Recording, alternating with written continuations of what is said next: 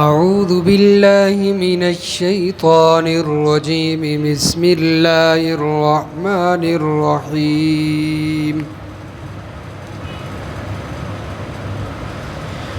أفرأيتم اللات والعزى ومناة الثالثة الأخرى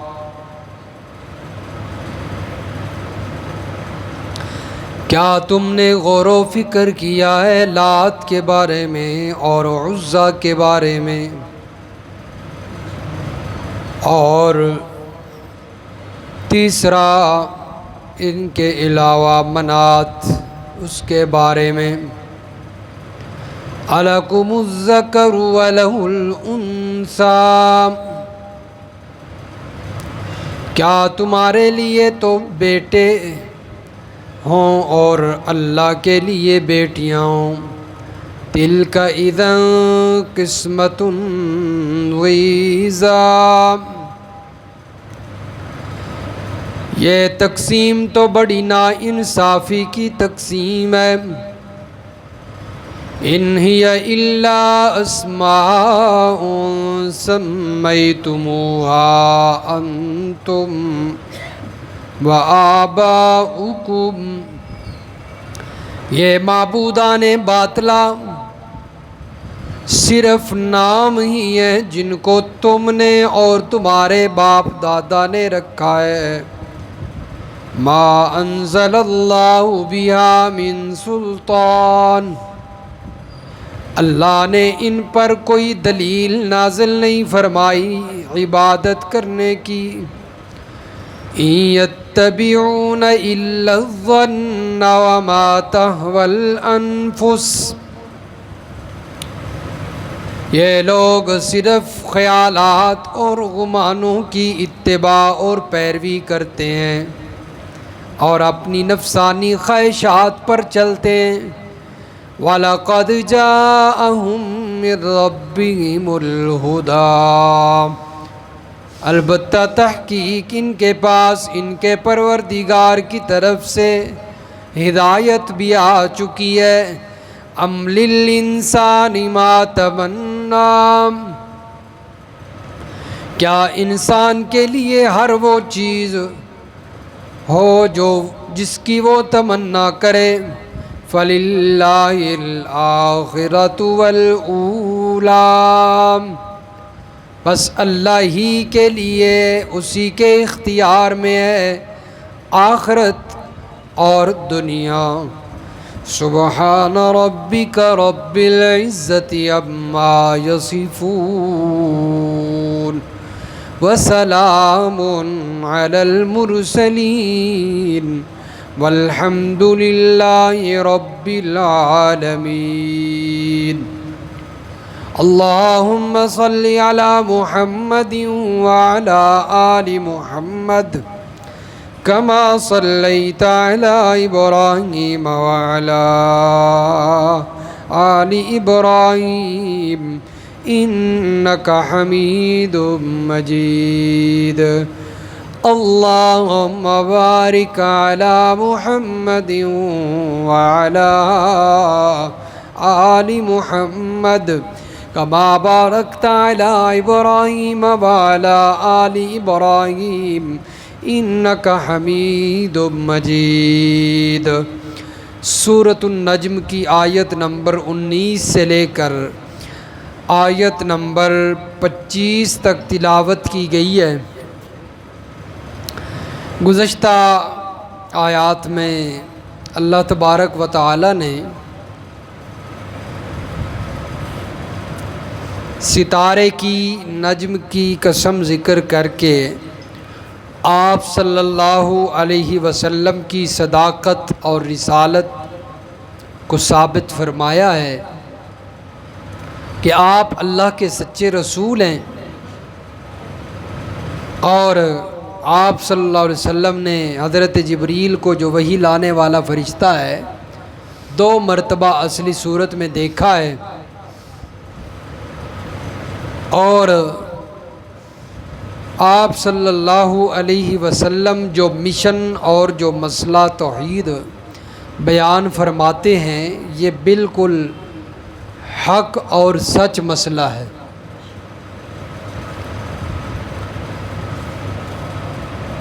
آج کی آیات میں اللہ تبارک و تعالی نے ان لوگوں کی مذمت بیان فرمائی ہے جو آپ صلی اللہ علیہ وسلم کے بیان کردہ مسئلہ توحید کو نہیں مانتے تھے اور بتوں کی پوجا کرتے تھے، غیر اللہ کی پوجا کرتے تھے، یعنی اللہ کو چھوڑ کر اور معبود بنائے ہوئے تھے، ان کی عبادت کرتے تھے۔ ان کی مذمت بیان کی گئی ہے، اور ان کے جو مشہور معبود تھے ان کا نام ذکر کیا گیا ہے۔ معبود تو اور بھی بہت تھے، لیکن جو مشہور تھے ان کا نام اللہ تبارک و تعالی یہاں پر ذکر فرما رہے ہیں کہ افرأیتم اللات والعزی ومنات الثالثۃ الاخری، کیا تم نے لات، منات، عزیٰ ان کے بارے میں غور و فکر کیا ہے جن کی مشرکین پوجا کرتے تھے؟ یہ لات، یہ طائف کے اندر انہوں نے مشرکین نے بت رکھا ہوا تھا، اس کا نام لات تھا، اس کی پوجا کی جاتی تھی۔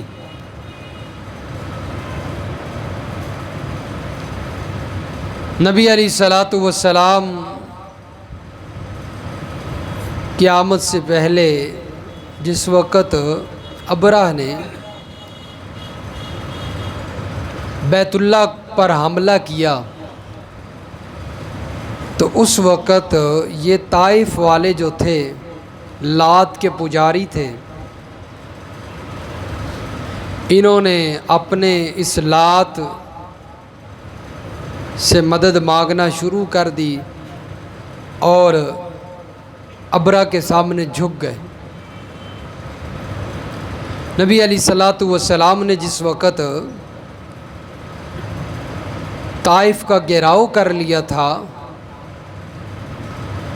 اور کافی فتوحات نصیب ہو چکی تھی، تو یہاں پر یہ جو مشرکین تھے یہ اپنے ہتھیار نہیں ڈال رہے تھے ضد کی وجہ سے، اور اس لات کی حفاظت کر رہے تھے۔ چنانچہ نبی علیہ الصلوۃ والسلام نے پورا 1 مہینہ گھیراؤ کیے رکھا۔ دیکھیں انہوں نے ضد کی وجہ سے ہاتھ نہ ڈالے، مذاکرات شروع ہو گئے، اور نبی علیہ الصلوۃ والسلام کے ساتھ انہوں نے مذاکرات شروع کیے مدینہ میں جا کر۔ تو اللہ کے نبی نے فرمایا کہ اس لات کی پوجا چھوڑ دو، لات کی۔ تو انہوں نے کہا ہمیں 1 مہینے کا ٹائم دو، ہم 1 مہینہ اس کی عبادت کریں گے پھر چھوڑ دیں گے۔ اللہ کے نبی نے فرمایا نہیں، کوئی وقت نہیں، یہ شرط قبول نہیں ہے۔ پہلے شاید 6 مہینوں کی مہلت مانگی، اللہ کے نبی نے فرمایا نہیں، پھر 1 مہینے کی مہلت، فرمایا نہیں، بس ختم کرنا، اس کی عبادت چھوڑنی ہے، وگرنہ ہم گھیراؤ ختم نہیں کریں گے۔ چنانچہ انہوں نے کہا چلو ٹھیک ہے، آپ اپنے کسی بندے کو ہمارے ساتھ بھیجیں، وہ آ کر ختم کرے، ہم تو نہیں کریں گے، ہمارا تو معبود ہے۔ حضرت خالد بن ولید رضی اللہ تعالیٰ عنہ کو اللہ کے نبی نے بھیجا، انہوں نے آ کر پھر اس کے جو ہے وہ ٹکڑے کیے اور ختم کیا اس کو، لات کو، اور کائنات والوں کو بتایا کہ جس کی پوجا تم کر رہے ہو وہ کچھ نہیں کر سکتا، وہ تو اپنی حفاظت نہیں کر سکتا، تمہاری حفاظت کیا کرے گا۔ تو اس طریقے سے یہ لات جو بت تھا اس کو ختم کیا گیا، اور طائف والے جو ہے وہ آخر مسلمان ہو گئے۔ والعزیٰ، اور دوسرے نمبر پر تھا عزیٰ، یہ مکہ اور طائف کے درمیان رکھا ہوا تھا بت، اس کی بھی لوگ پوجا کرتے تھے۔ اسی طرح منات و منات الثالثۃ الاخری، یہ تیسرا جو بت ہے یہ مکہ اور مدینہ کے درمیان رکھا ہوا تھا۔ جس وقت لوگ حج کر کے جایا کرتے تھے تو یہاں پر بھی بیت اللہ کے بھی طواف کرنے، پھر واپسی جاتے ہوئے ان کا حج تب ہی مکمل ہوتا تھا جب تک یہ منات کے پھیرے نہ لگا لیتے، اس وقت تک ان کا حج باقی رہتا تھا۔ یہ اس کے پھیرے لگاتے جا کے پھر یہ سمجھتے کہ اب ہمارا حج کیا ہو گیا ہے، مکمل ہو گیا۔ تو یہ پھر جو ہے وہ اس کی عبادت پوجا کیا کرتے تھے منات کی۔ تو یہ تیسرا جو ہے وہ بت تھا۔ اور ایک تھا حبل، بڑا مشہور بت تھا ان کا حبل، یہ انہوں نے بیت اللہ کے اوپر رکھا ہوا تھا، اس کی پوجا کیا کرتے تھے بڑے زور و شور سے، اور اس کو بڑا قیمتی اور بڑا معبود سمجھتے تھے۔ جنگ کے دوران ابو سفیان اس وقت ابھی مسلمان نہیں ہوئے تھے، انہوں نے نعرہ لگا دیا تو اولو حبل، حبل کی جے ہو، کیونکہ حبل کو ماننے والے تھے، اس کے پجاری تھے۔ تو اللہ کے نبی صلی اللہ علیہ وسلم کی طرف سے صحابہ کرام کو حکم تھا کہ آپ نعرہ لگاؤ اللہ اعلی و اجل، اللہ تعالیٰ بلند ہے، حبل نہیں بلند ہے، اللہ تعالیٰ کا نام بلند اور باقی رہنے والا نام ہے۔ تو یہ حبل بھی بڑا جو ہے وہ بت تھا جس کی مشرکین مکہ پوجا کیا کرتے تھے اور اس کے سامنے جھکا کرتے تھے۔ فرمایا اَلَکُمُ الذَّکَرُ وَلَهُ الْأُنثىٰ، اسی طرح مشرکین مکہ فرشتوں کی بھی پوجا کیا کرتے تھے، تو اللہ تبارک و تعالیٰ نے اس کا بھی ذکر فرمایا، کیا تمہارے لیے بیٹے ہیں اور اللہ کے لیے تم بیٹیاں تجویز کرتے ہو؟ یہ بڑی ناانصافی کی تقسیم ہے۔ فرمایا ڈبل ظلم، ایک ظلم تو یہ ہے کہ تم اللہ تعالیٰ کی اولاد ہے ہی کوئی نہیں، اور تم بیٹیوں کو جو ہے وہ فرشتوں کو اللہ کی بیٹیاں قرار دیتے ہو، ایک ظلم تو یہ ہے اور ان کی پوجا کرتے ہو۔ دوسرا ظلم یہ ہے کہ مذکر اور مؤنث میں جو کمزور صنف ہے، صنف نازک ہے، اس کی نسبت تم اللہ کی طرف کرتے ہو، اور جو طاقت والی صنف ہے اس کی اپنی طرف کرتے ہو۔ مرد اور عورت میں عورت کمزور ہے نا جی، مرد مضبوط ہے، مرد تم اپنے لیے اختیار تقسیم جو ہے وہ کیسی تقسیم ہے تمہاری۔ دوسرا ظلم یہ، تو فرمایا کہ یہ اللہ کی جو ہے وہ ذات میں بہت بڑا ظلم، اس کی صفات کے اندر۔ فرمایا اس کی تو اولاد ہے ہی کوئی نہیں۔ یہ دیکھیں سورت مریم نکالے جی، پارہ نمبر 16،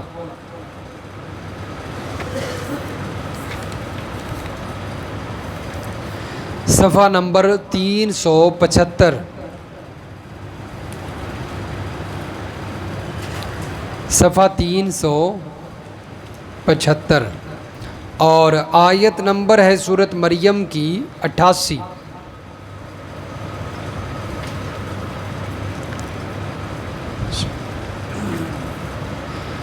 فرمایا وَقَالُوا اتَّخَذَ الرَّحْمَٰنُ وَلَدًا لَقَدْ جِئْتُمْ شَيْئًا إِدًّا، اور کہتے ہیں یہ کافر مشرکین کہ رحمان نے، اللہ نے اولاد بنا لی۔ اولاد، والد کہتے ہیں حقیقی بیٹے کو نہیں، کیونکہ مشرکین بھی اللہ تعالیٰ کے حقیقی بیٹے کے قائل نہیں تھے، بلکہ ولد سے مراد، اولاد سے مراد نائب بنا لیے۔ کیا بنا لیے؟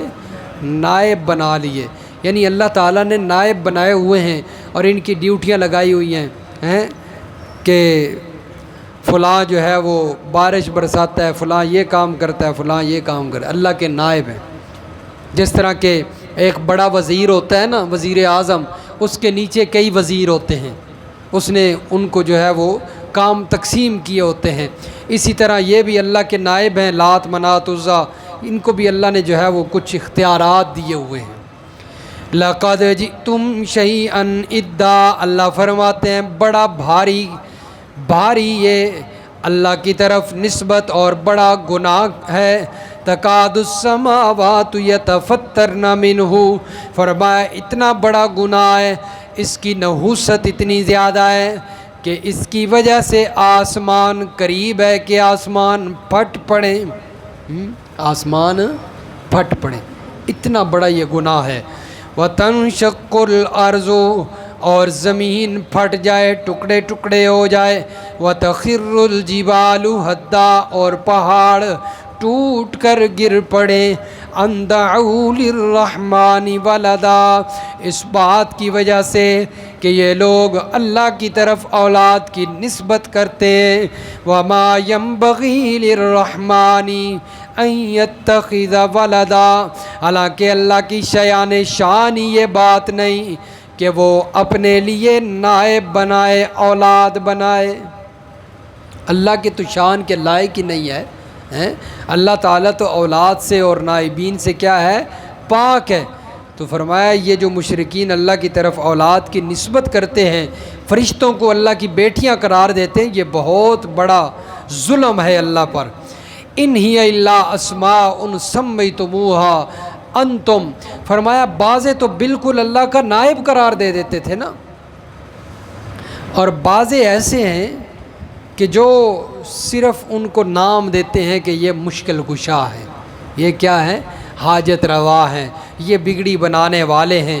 تو فرمایا بعض ان کے نام رکھ دیتے ہیں، تو یہ نام دینا بھی فرمایا جن کو تم نے اور تمہارے آباء و اجداد نے رکھا ہے، یہ بھی بہت بڑا ظلم ہے، جن پر اللہ نے کوئی دلیل نازل نہیں کی۔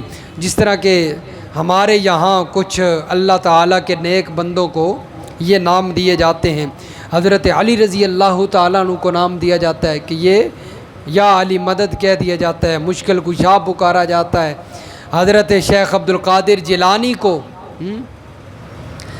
اور اسی طرح لاہور میں حضرت علی حجویری کو داتا کا نام دیا جاتا ہے، دستگیر۔ امام بری راولپنڈی میں امام بری کو کھوٹی قسمتیں کھری کرنے والا، یعنی جو صفاتی نام اللہ کے ہیں وہ ان بندوں کے درمیان تقسیم کیے جاتے ہیں۔ فرمایا یہ بھی بہت بڑا ظلم کرتے ہیں، اور یہ نام فرمایا تم نے خود رکھے ہیں، اللہ نے ان پر کوئی دلیل۔ اللہ نے کب کہا ہے کہ شیخ عبد القادر جیلانی مشکل کشا ہے، حضرت علی مشکل کشا ہے؟ اللہ نے کب کہا ہے؟ فرمایا یہ مشکل کشا کیسے ہو سکتے ہیں؟ حضرت علی رضی اللہ تعالیٰ عنہ بھی مشکل کشا نہیں ہے۔ فرمایا جہاں پر ان کا مزار ہے تو ایک دفعہ وہاں پر جنگ لگ گئی اور کچھ بمباری ایسی ہوئی کہ جس کا اثر اس مزار پر بھی نقصان ہوا مزار کا۔ جو اپنے مزار کی حفاظت نہیں کر سکے وہ دوسروں کی مشکل کشائی کیسے کریں گے؟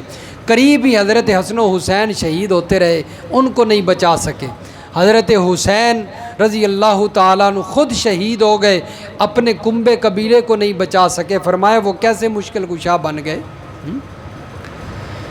تو اس لیے فرمایا کہ یہ مشکل کشا نہیں ہیں۔ حضرت شیخ عبد القادر جیلانی رحمہ اللہ تعالیٰ کا بغداد میں مزار ہے، وہاں پر ان کے مزار کو نقصان پہنچا، وہ اپنے مزار کی حفاظت نہیں کر سکے۔ تو اس لیے فرمایا یہ محض تم نے نام رکھے ہیں، اللہ تعالیٰ نے ان پر کوئی دلیل نازل نہیں کی کہ اللہ نے کہا ہو کہ حضرت علی مشکل کشا ہیں یا حضرت علی حجویری داتا و دستگیر ہیں، یہ تو تم نے نام رکھ لیے ہیں۔ یہ دیکھیں، حوالے دیکھیں جی، سورۃ الاعراف نکالیں جی، سورۃ الاعراف پارہ نمبر 8 اور سورۃ الاعراف کی آیت نمبر 71 ہے جی، صفحہ نمبر 193، صفحہ 193۔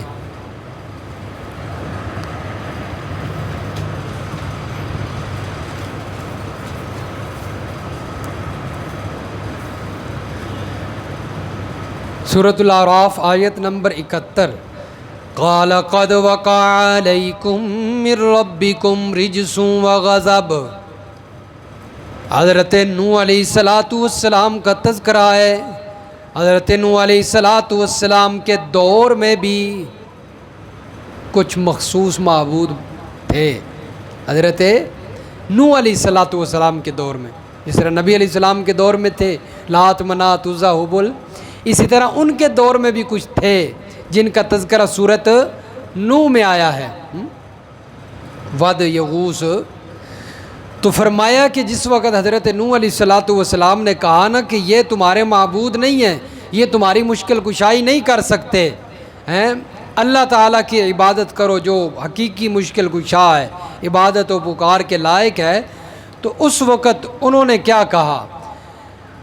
فرمایا حضرت نوح علیہ السلام فرمانے لگے کہ بس اب تم پر خدا کی طرف سے عذاب اور غضب آیا ہے، انتظار کرو، اب اللہ کی طرف سے پکڑ آئے گی۔ اتجادلوننی فی اسماء سمیتموہا، کیا تم مجھ سے ایسے ناموں کے باب میں جھگڑتے ہو جن کو تم نے اور تمہارے باپ دادا نے خود ہی رکھا ہے؟ ما نزل اللہ بہا من سلطان، اللہ نے ان پر کوئی دلیل نازل نہیں کی۔ فانتظروا، انتظار کرو، انی معکم من المنتظرین، میں بھی تمہارے ساتھ انتظار کرنے والا ہوں۔ حضرت نوح علیہ السلام کو کہتے تھے کہ تم ہمارے معبودوں کی تعظیم نہیں کرتے ہو، یہ تمہیں نقصان پہنچائیں گے۔ آج بھی اگر مشرک کسی کو شرک پر لگانا ہو نا اس نے، تو وہ کیا کہے گا کہ یار تو نے اگر سال کے بعد بکی شریف جا کر مزار پہ عرس کے اندر چڑھاوا نہ دیا تو یہ تجھے نقصان پہنچا دیں گے۔ اگر تو نے سال کے بعد جو ہے وہ قدر شریف میاں صاحب کے دربار پہ چڑھاوا نہ دیا تو تجھے کیا ہو جائے گا، نقصان پہنچے گا، تیرے نفع نقصان کے مالک ہیں۔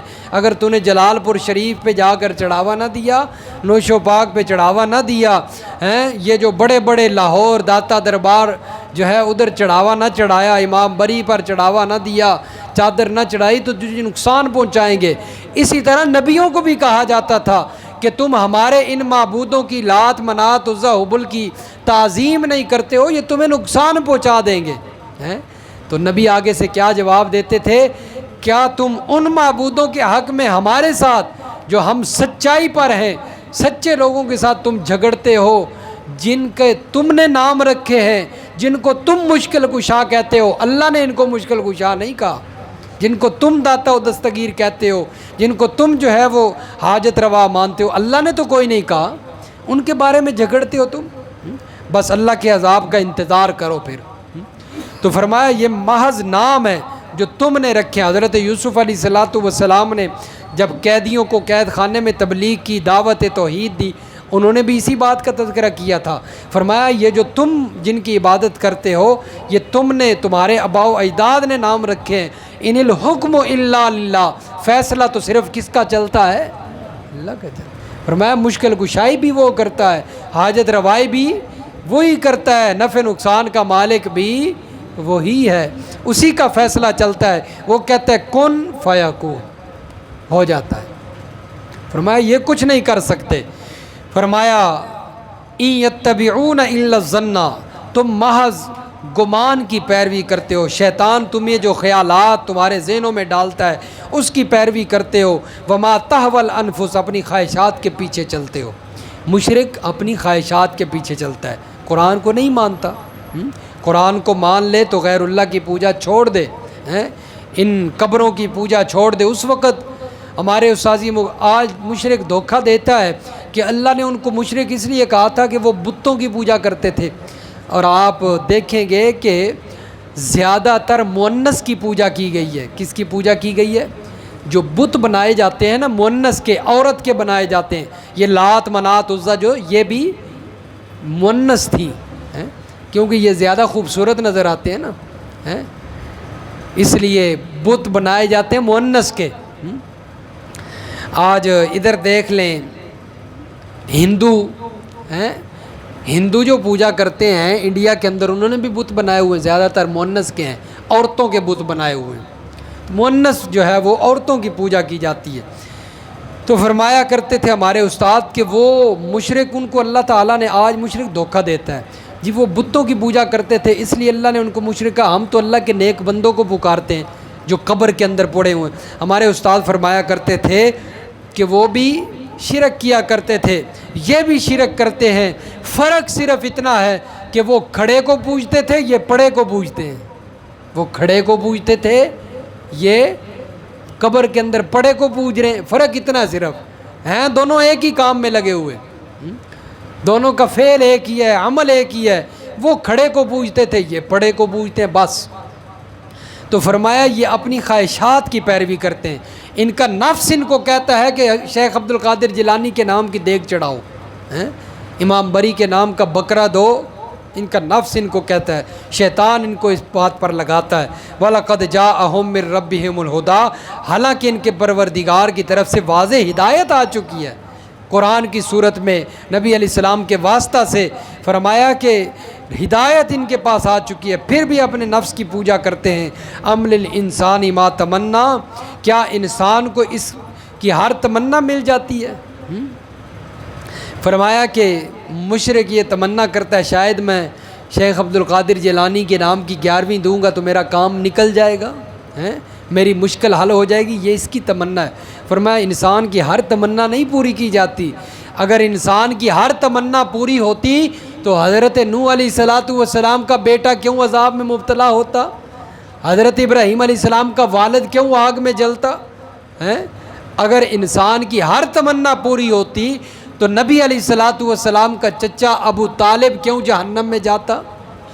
تو اس لیے فرمایا انسان کی ہر تمنا پوری، مشرک کی بھی تمنا کبھی بھی پوری نہیں ہو سکتی۔ فللہ الآخرۃ والأولیٰ، فرمایا اختیارات دنیا کے بھی آخرت کے بھی کس کے پاس ہیں؟ اللہ کے پاس ہیں۔ فرمایا دنیا کے اندر بھی مشکل کشائیاں کرنے والا اللہ ہے، اور آخرت کے اندر جنت دینے والا بھی۔ آج مشرک کا نظریہ ہوتا ہے اور لکھتا ہے گاڑی کے پیچھے جنت حسین دی، جنت اسے یہی اس کا ذہن بنا ہوا ہے کہ ہم حضرت حسین کے پجاری ہیں تو قیامت کے دن ہمیں حضرت حسین جنت میں لے جائیں گے کیونکہ جنت کا اختیار جو حضرت حسین کے پاس ہے۔ نہیں میرے دوستو، جنت کا اختیار کس کے پاس ہے؟ جنت اور جہنم کے فیصلے بھی اللہ نے کرنے ہیں۔ آج کوئی بندہ دنیا کے اندر برائیاں کر کر کے مر جاتا ہے نا، تو پچھو اس دے نال رہن والے اس کے ساتھ ساتھی جو ہیں وہ کہتے ہیں پکا جہنمی ہو سی۔ پکا کیا ہوگا؟ اس نے بڑے ہی دھوکے دیے ہیں، اس نے بڑے نقصان کیے ہیں، بڑے ظلم کیے، پکا جہنمی ہے۔ تو یہ فیصلے کی اجازت ہمیں نہیں ہے، دنیا اور آخرت کا اختیار اللہ کے پاس ہے۔ نبی علیہ السلام موجود ہیں، کسی غالباً حضرت عائشہ رضی اللہ تعالی عنہ فرمانے لگی کسی شخص کے بارے میں کہ یہ شخص جو ہے اس نے دنیا کے اندر بڑی جو ہے وہ خطائیں کی ہیں، بڑے نقصان کیے ہیں، اس کی جو ہے وہ کبھی جنت کا فیصلہ نہیں ہو سکتا، جہنمی ہے۔ حضرت نبی علیہ السلام غصے میں آ گئے، فرمایا تو کون ہوتی ہے جنت اور جہنم کے فیصلے کرنے والی؟ دنیا اور آخرت کے اختیار فرمایا فللہ، کس کے پاس ہیں؟ اللہ ہی کے پاس ہیں۔ اللہ تعالیٰ سمجھ نصیب فرمائے، عمل کی توفیق عطا فرمائے۔